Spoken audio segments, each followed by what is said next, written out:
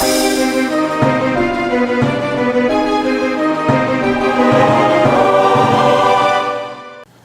everybody, it's vanburman here. Welcome to my test build video. So I set myself a bit of a challenge during these times and to build myself a test bench to do similar sort of things that I used to do previously a few years ago, where I test graphics cards against games and what have you.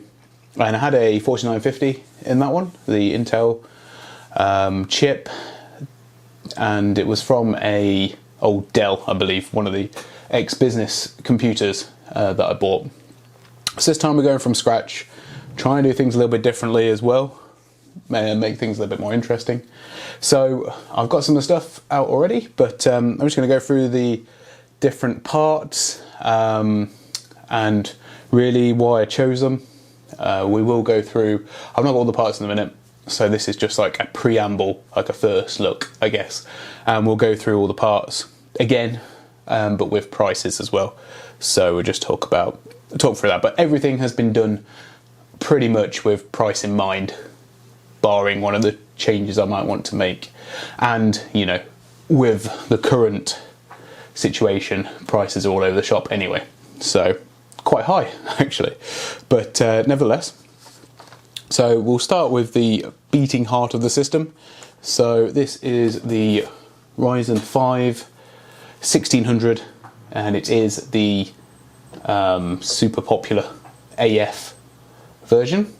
So this is the one that is the 12 nanometer rather than 14, and effectively it's a 2600 for £1,200 a 2600 for 1600 cost effectively. I don't think there's too much difference. I've looked on benchmarks for the two, and overclocking one of these puts you, you know, within touching distance of an overclocked 2600. So yeah, it's quite good, realistically.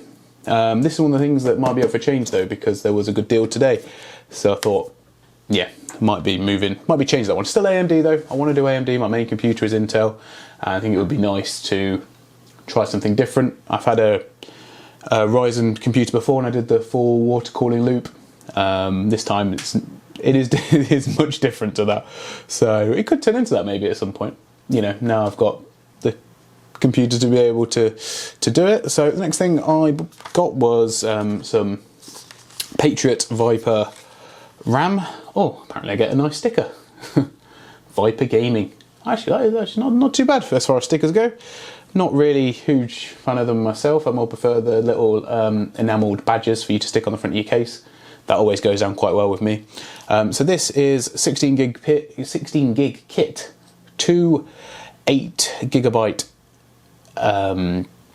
modules, and running at 3200 megahertz. So once again, this was good because it was a good price for what it was. And I'll go through that with the discounts and everything else another day, like I said. But I've had Patriot RAM before. Admittedly, it was DDR2, so we'll see. But yeah, always better to have your memory in dual channel if you can. And with 3200 speed, I'm hoping I can possibly get a bit more out of it as well. You know, at least 3333. That's the magic number apparently. 3. So we'll skip the obvious one first, and we'll go through to the motherboard. So cheap is obviously the way forward for this, but I did pick up a B45 motherboard. This is the Gigabyte B45M DS3H.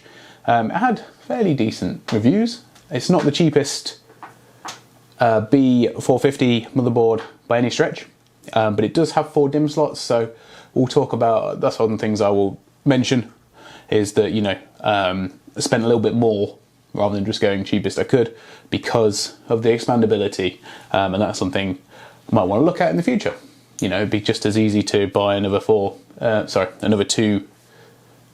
8GB sticks and have 32, so that'd be good. But it does say that it's Ryzen 3000 desktop ready, so hopefully this means it's one of the revisions with the new BIOS already installed, which would be great. I don't think there's much else to tell you about this one, to be honest.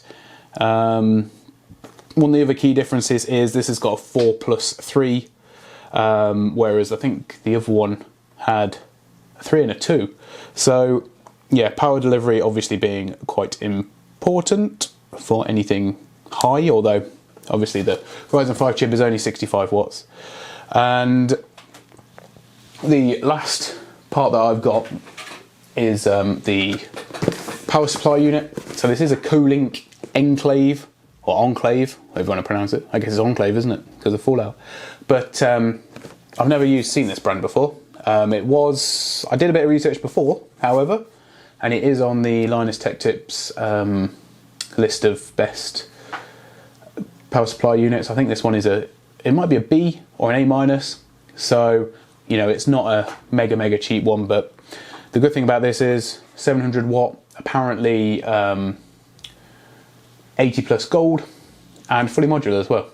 So, you know, I'm hoping that all the specs seem to be there for it to be a decent enough power supply unit, and it's obviously got way too much power anyway, so hopefully that should compensate for it. So we'll have a talk about this, but this was an open box. Anyway, and now the thing that I'm waiting for now is the SSD. I've not got that yet.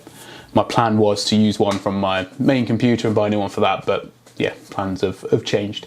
So I wanted to get an open air test bench to do all this stuff on.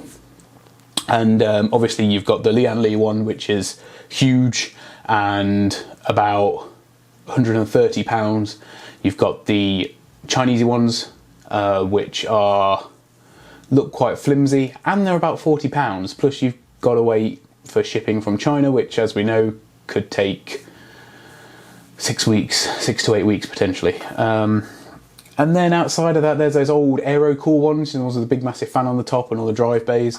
And I don't particularly want anything like that because I'm going to be using an NVMe drive, so I don't need any space for hard drives. So what I did actually is I bought myself I was just looking on the Hot UK Deals page, and it came up, and I was like, oh, that's quite nice. And it's a bamboo, I don't know what you call it now. Drip tray? I don't mean drip tray, but you know, bath mat. There you go. You stand on it, and yeah, it's for getting out of the bath effectively. I've not used it for that. I bought it purely for this reason, and that is because I fancy myself as a bit of a DIY man now, obviously, you know, doing all sorts of stuff. And now I'm the proud owner of a Dremel-like piece of equipment as well, so that's good. But what I've done is, and the reason you may have realised why I haven't shown you the power supply or the motherboard yet, is because I have mounted it on top of this bath mat. So I cut it down to make it a bit smaller. I've mounted the power supply unit to the back with some offcuts of wood. It looks very untidy at the minute. I do plan on potentially doing a better job, although knowing me, this is probably how it will stay. And I've also installed the standoffs onto the board as well. So there's just a couple of things that I've got to now consider. So cable management, I want to try and route on the bottom of the unit with some cutouts and what have you. Cutouts for it to go in and go out and all that sort of stuff, and then just to route it up and down, because I've got a little bit of space thick enough for a cable before it touches the ground, so that's quite good. Also already thought ahead, pre-done a cutout for the CPU cooler in case I decide to change CPUs. The last real consideration is the mounting of the graphics card. Obviously it will go in and it will stay, and it's not really a big deal, but I would like a way for it to be a bit more securely. So I was thinking maybe some sort of cutout on this side for it to slot into, but that's not been decided yet. I'm still working on finalising that sort of thing, but I'm hoping it'll look quite nice. The good thing is I've got a good amount of space to run the cables, and the other thing is I've also got a spare AIO. So I was thinking if I've got the right bits for that, it could go on the CPU, and I could find a way of mounting that vertically on this base as well. I'm going to put it down because it's not light, mainly thanks to the power supply.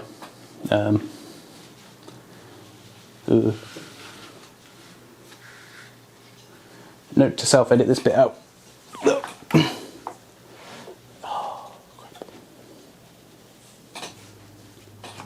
So yeah, there you have it. I was aiming for around £500 with, you know, factoring in a new capable graphics card to make it the best system it could be.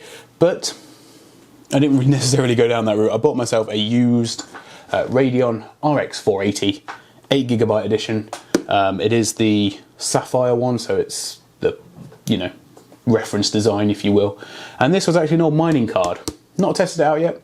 But it is one I've wanted to look at for a very long time, and before couldn't get my hands on it because everyone was wanting to mine with them, and yeah, they weren't very affordable. This was I think a really good price, so you know, good enough for me to be able to try it out on a few bits, and yeah, I know it will unbalance the system. The CPU is going to be far outweighing the GPU, but that's how I want it to be. I don't want the systems to be bottlenecked by the CPU, otherwise I can't do very good graphics card comparisons.